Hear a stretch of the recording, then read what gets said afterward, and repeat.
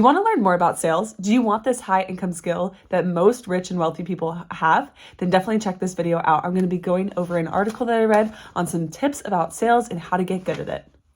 So really quick, one reason I'm talking about this is because sales has such great potential to make you lots of money because you are serving someone else with the product, with the service that you have that you're trying to sell, but then you are helping a customer with something that they need. And so sales simply is providing a need or a solution to a customer's need. And so it's a beautiful thing. It's not scammy and it's not a bad thing. It's actually a good thing and it's a win-win. And we talk about finding win-win situations in life and for people. And so let's talk about this win-win situation and how you can get better at it.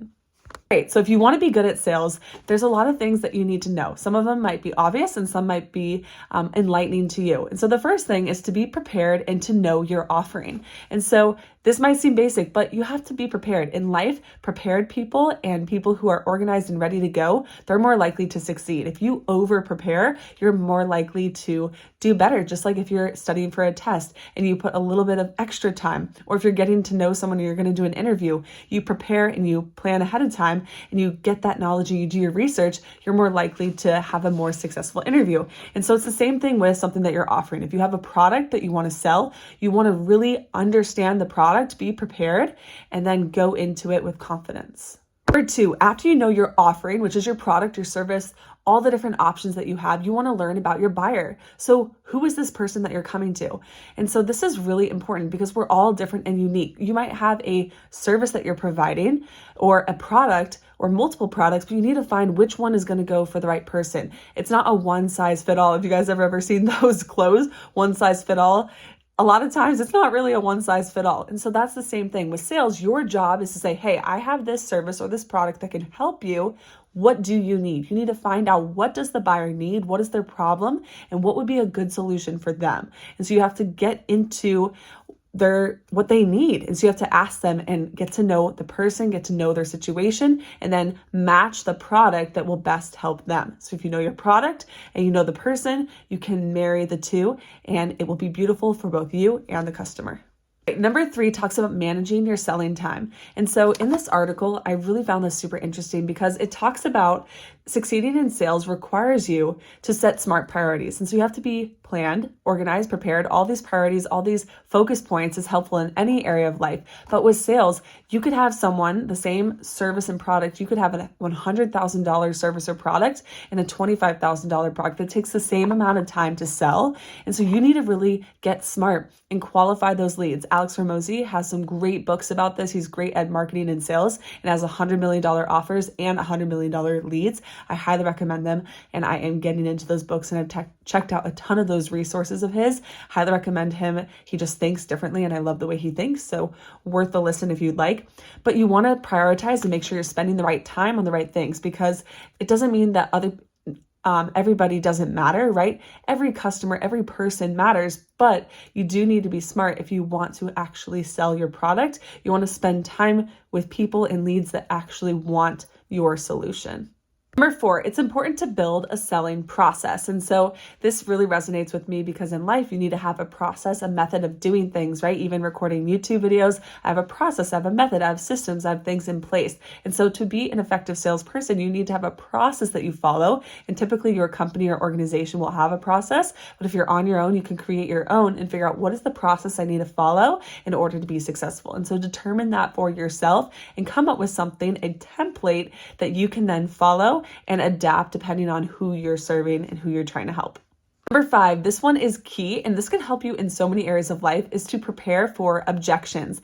And so most customers, if you're trying to sell them a product, because money's on the line, because they're not sure, because of human psychology, all sorts of reasons, they're not necessarily just going to go, yes, I will buy your product, or yes, I will buy your solution, or yes, yes, yes, right? There's going to be no's, there's going to be confusion, there's going to be questions. And so what are those objections? And so I used to do this. I love coming up with problems and solutions and analyzing things. And so figure out what the scenario could be and what someone could say. They could say, I don't have enough time. I don't have enough money. I think that's too expensive.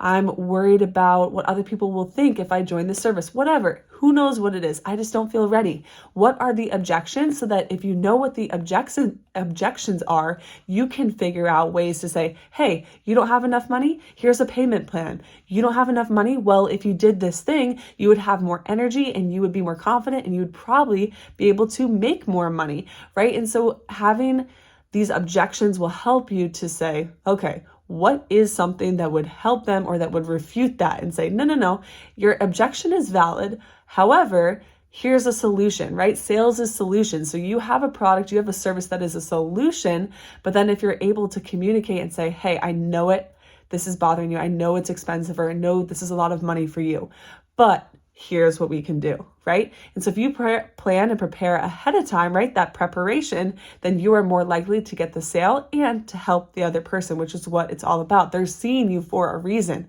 right? They're not just coming to you for no reason. If they are seeking out your service, they really do want it, but there's a lot of psychology and things going on that we have to work through.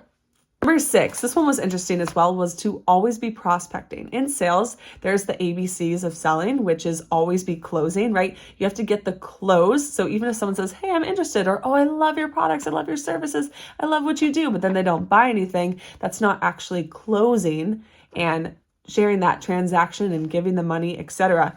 And so there's also always be prospecting, which is trying to find customers and people who need your service. And so if you think of it as a good thing and you have something that people need or that they would like or that would help them change their lives or that would help them in some way, then go and be on the lookout for it. It's the same thing with success. You want to always be looking for opportunities. You want to look for ways to create your own luck.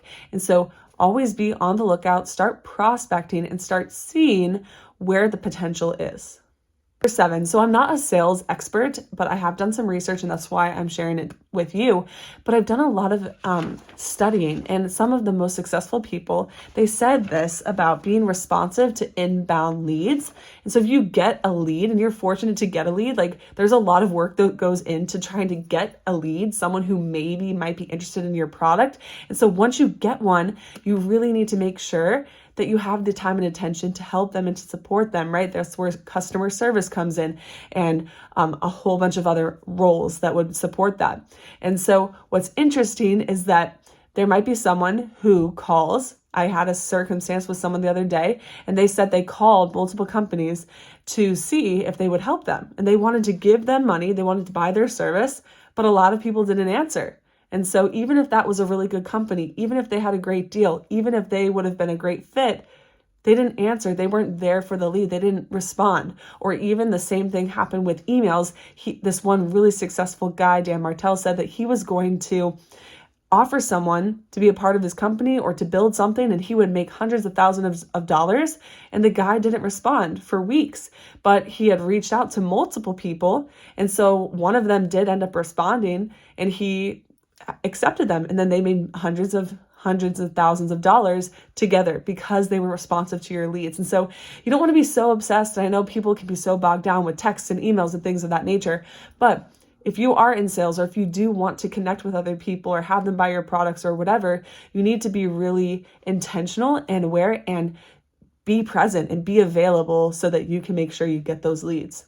Number 8, in this article, it talked about quality over quantity. And so it's interesting because a lot of people talk about quantity. You need to just reach out to a lot of people. You need to see a lot of people. It's a numbers game.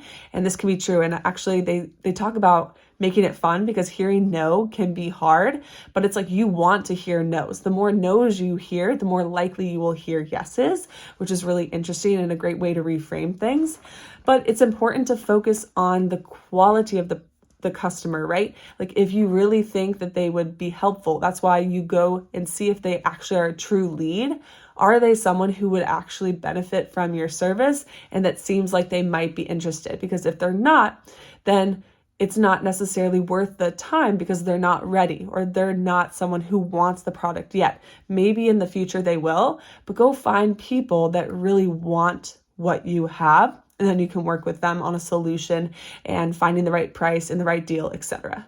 Number 9, this is so helpful for any area of life, but to build a referral base. Cody Sanchez talks about this, that for those small businesses and businesses, the best way to be successful and to get more people to your company or to your offering is to have really great reviews. And so if even a book sale, like Alex Hormozy has so many book sales, and he just said, please write a review. And people wrote reviews. People would say, hey, I'll buy you a copy. People bought copies for them. And so that's word of mouth. Sarah Blakely talked about this as well, that she just got people talking, and there were the customers were her own sales force, right? She didn't pay them, but her customers loved her product so much that they talked about it. Same thing, like you might like a certain person, or there's a leader or someone that inspires you, and you just are like, that person, I want that person on my team, and you advocate for them. So you want to build like your own personal sales force that isn't necessarily on your payroll, and to have that referral base because they're more likely to recommend you. We even do this with simple things like for your house, if you get roofing done or something done for your yard, and then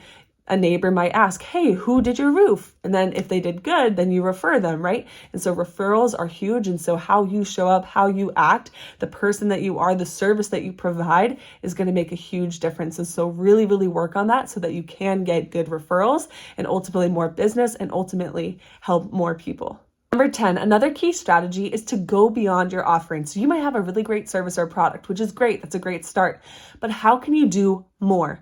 Do you remember these experiences? Like even Jesse Itzler talks about this when he was starting Marquee Jet, and he made his jet experience so amazing. If the kids were on, he found out what they enjoyed. And if they did coloring, he got coloring books, or if they like Polly Pockets or whatever, or Pokemon, and he got these little gift baskets or these little activities for them to do, or they figured out what their favorite drinks were and they got these certain blankets or whatever. They made it an experience and they went above and beyond. And so how can you go above and beyond? How can you give more? How can you do more? How can you make people feel special? My mom and my family is so good at that.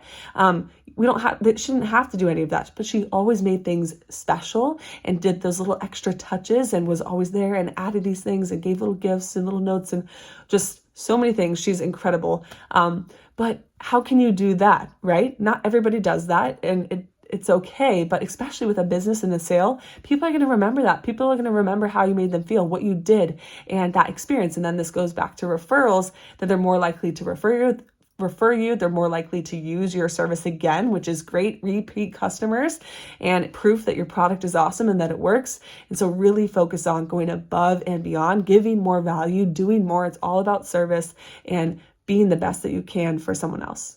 Number 11, from all my research and from this article, I believe one of the biggest things you can do is to sell solutions to challenges. So, right, people have problems, right? If you are having trouble losing weight, then that's your problem. You are having a hard time losing weight. And then maybe go deeper, like why and what's your situation and how much weight, etc. But you want to sell solutions to the problems instead of just, hey, this is my product, it's awesome. Okay, why is it awesome? What can your product do? What is the pain point? So figure out what are the pain points. Even if you're trying to find a product or figure out something to do, what are the pain points in the world? Do people need to laugh more? So then there's the comedy aspect. Do people need more healthy options? Do people need more positivity? Like what is the real need? And then how can you fill it? So it's a need based on a problem. And so sell the solution to the problem. Like if you are looking for some whatever, like you have acne, you're going to look for something that can conceal the acne without having any issues and with being like that actually works, etc. You're looking for something that solves that problem. And so you would market that cream or whatever, that sticker. Those kids, they have these little like star stickers. So making your acne, oh, you got a pimple, like just make it, conceal it if you want, but like own it and make it fun, whatever. You're going to sell the solution, not necessarily the problem. And lastly, number 12, be prepared to answer the why. Why your product? Why your service? Why is it good? Sarah Blakely talks about this, to be able to give a 5-second, maybe 30-second elevator pitch on who you are, what your product is, why it can help, what's the solution and the problem that it solves, and then why you? Why is your product better? Why are you the company to do it? And so be able to explain the why. right, so those were 12 tips on how to get better at sales and maybe some tips and ideas. I'm learning along the way certain skills and want to share them with you. There's a lot of things I have learned, but I definitely want to keep learning and growing and share along with you. Let me know if this video was helpful. If you want more videos like this on sales or different high income skills or anything, drop them in the comments. Feel free to give this video a like if you liked it, subscribe for more, share with a friend, and I will see you in the next video. Bye guys, you got this.